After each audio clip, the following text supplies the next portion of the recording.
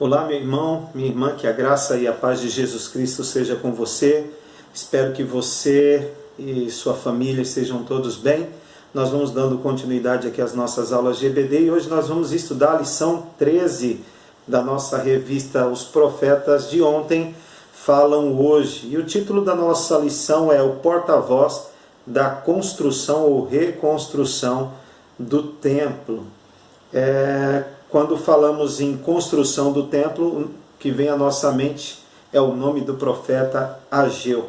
Exatamente, é sobre o profeta Ageu e a sua profecia que nós vamos estudar nesse momento. E o texto sugerido para esta lição está localizado ali no Evangelho de Mateus, o tão conhecido texto do capítulo 6, versículo 33, que com certeza você sabe de cor.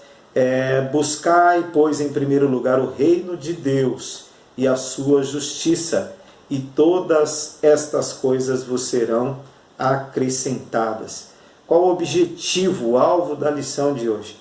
É mostrar que o reino de Deus e a causa do Evangelho de Jesus Cristo são prioridades na vida do crente, na minha vida e na sua vida, na nossa vida que professamos Jesus Cristo como Senhor.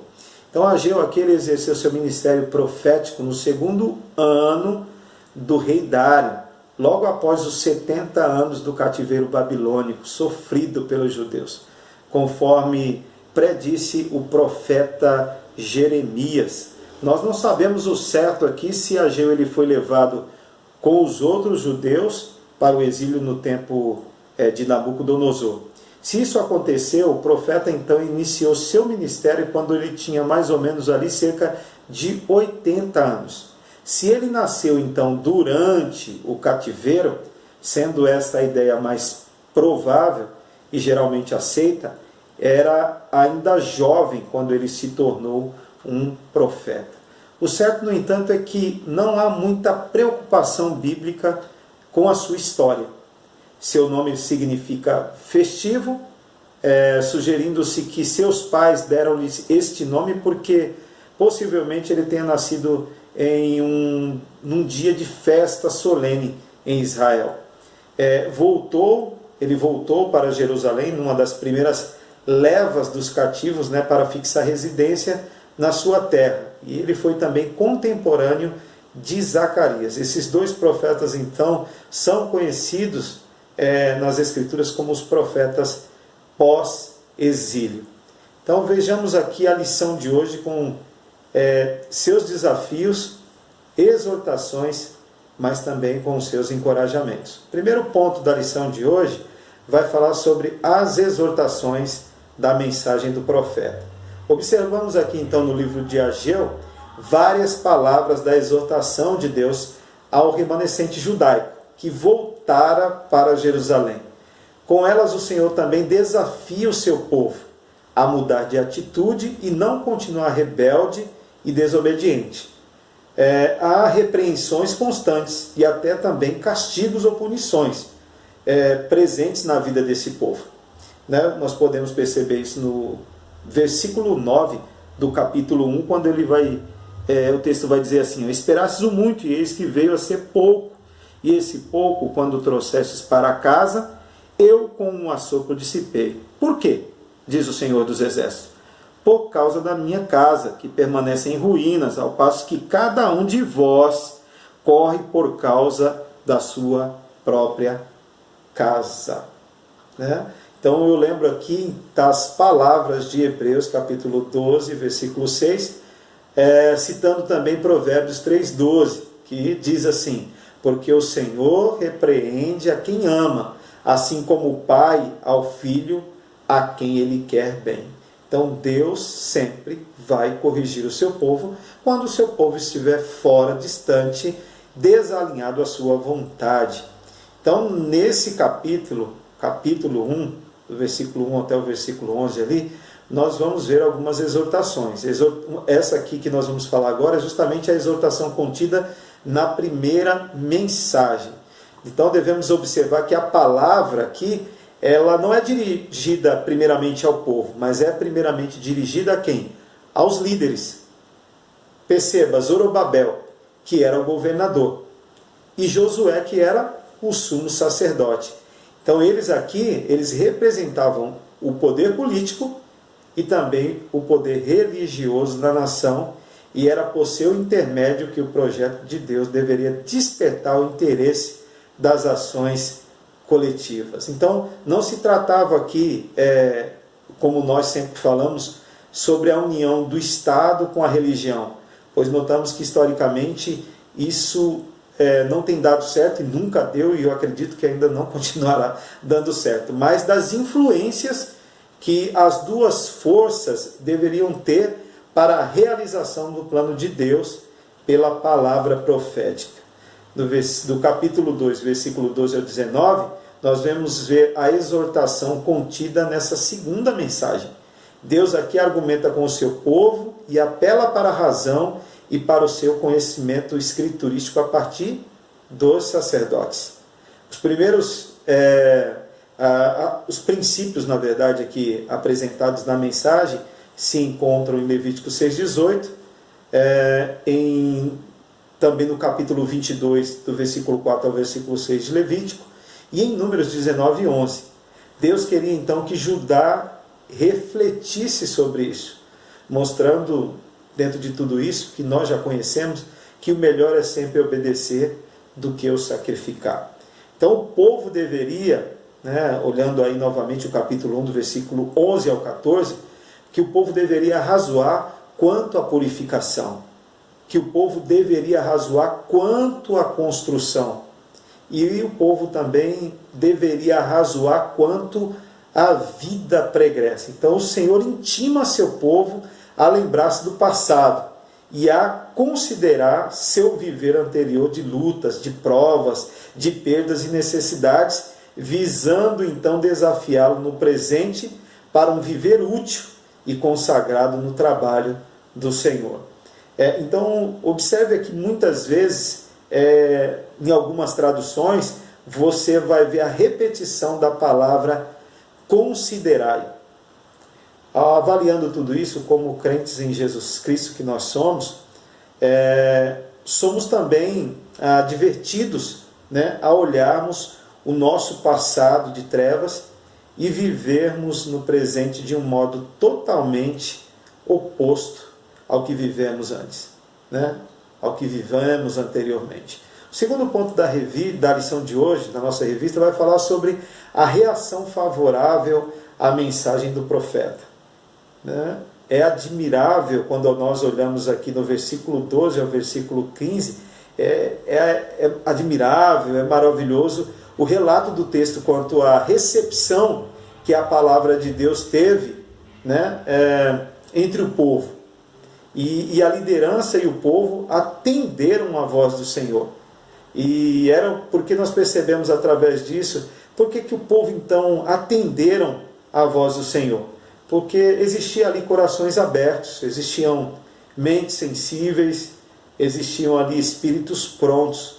E a exemplo de Samuel, citando o profeta Samuel, quando ele era ainda garotinho, reagiram positivamente, quando possivelmente tenha dito: fala, Senhor, porque o teu servo ouve.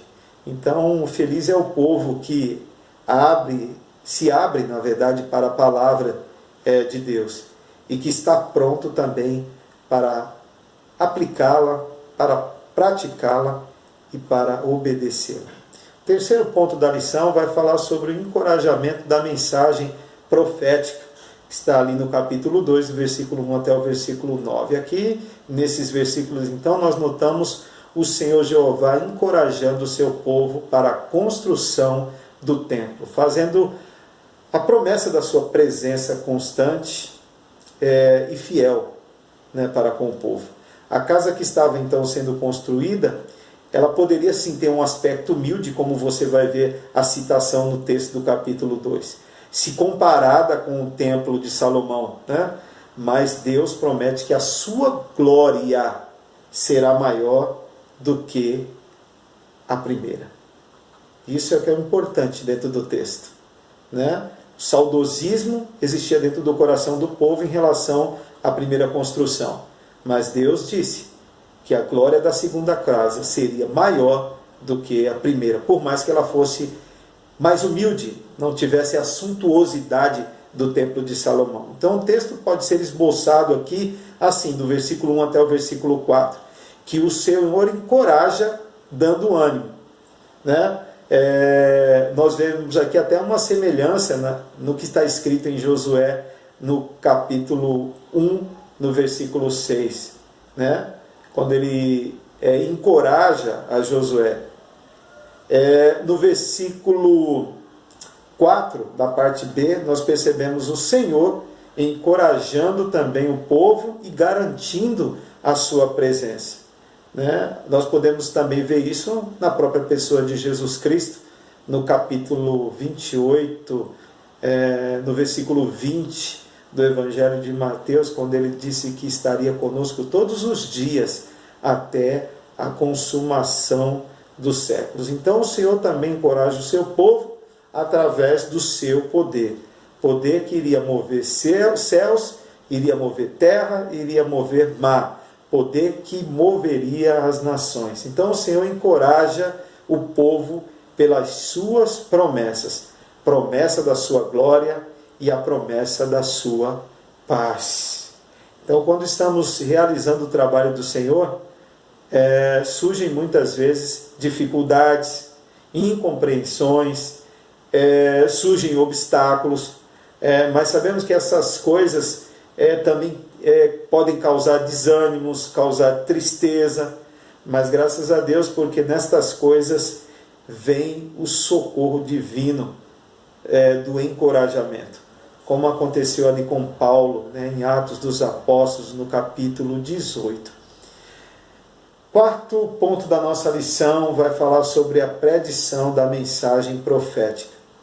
Muitos profetas concluíram então seus livros com mensagens futuras à sua época. Para nós, muitas delas já são história e outras ainda se cumprirão nos últimos dias. Como já disse no passado, em outras lições, falei sobre o olhar do profeta em relação ao que estava acontecendo no seu tempo, mas sempre lançando luz para o futuro, né? Então devemos notar que em todas as mensagens de Ageu há menção dos nomes dos dois líderes eminentes do seu tempo. Como eu citei, Zorobabel, que era o governador, descendente de Davi, e Josué, que era o sumo sacerdote. Nos últimos versículos desse livro, observamos que aparece somente o nome de Zorobabel, o qual, sendo da linhagem de Davi, que fez parte da genealogia de nosso Senhor Jesus Cristo, em quem repousam o modo absoluto todas as promessas messiânicas. Nós queremos então concluir a aula de hoje mostrando que a mensagem do profeta Ageu tem muitas verdades que devem ser aplicadas à nossa vida cristã, principalmente na área do serviço e do trabalho, que Deus, na sua graça, Ele nos confere. Ele colocou em nossas mãos para realizar, na minha e na sua também. Prioridade, então, aqui a fidelidade deve ser o desafio maior para todo aquele que pleiteia a construção de uma obra que venha glorificar o nome do Senhor. Você quer glorificar o nome do Senhor com aquilo que o Senhor colocou em suas mãos para realizar? Coloque como prioridade e seja fiel àquilo que o Senhor colocou em suas mãos para fazer. Então nós temos o mesmo encorajamento pela presença, pelo poder e pela promessa de Jesus. Como nós já citamos aqui, que Ele estaria conosco, que está conosco todos os dias até a consumação dos séculos. Lá em 1 Coríntios capítulo 15, versículo 58, tem um texto muito conhecido de todos nós que diz: portanto, meus amados irmãos, sede firmes, inabaláveis e sempre abundantes na obra do Senhor, sabendo que no Senhor o vosso trabalho não é vão. Quero deixar duas perguntas para você refletir nessa lição. O trabalho do Senhor, ele recebe prioridade na sua vida? diante das dificuldades na sua vida, na sua caminhada de semeador do bem, semeador da justiça, qual tem sido a sua reação? Porque sabemos que difere é justamente a forma que reagimos aos impedimentos, aos obstáculos e às dificuldades. Uma coisa é certa, é fato. O Senhor garantiu a sua presença conosco. Se temos a presença conosco, precisamos ter a consciência de que quem põe a mão no arado não pode mais olhar para trás. Como diz a música do Grupo Logos, quem põe a mão no arado tem que estar sempre com seus olhos direcionados para frente, permitindo com que o Senhor dirija os seus passos. Quer ser bem-sucedido naquilo que o Senhor colocou em suas mãos para realizar? Então se utilize daquilo que nós falamos antes. Coloque o trabalho do Senhor como prioridade e sirva-o fielmente. Amém, querido? Que Deus te abençoe, te guarde, te proteja, que te dê um excelente domingo na paz do Senhor. Que Deus te abençoe. Amém.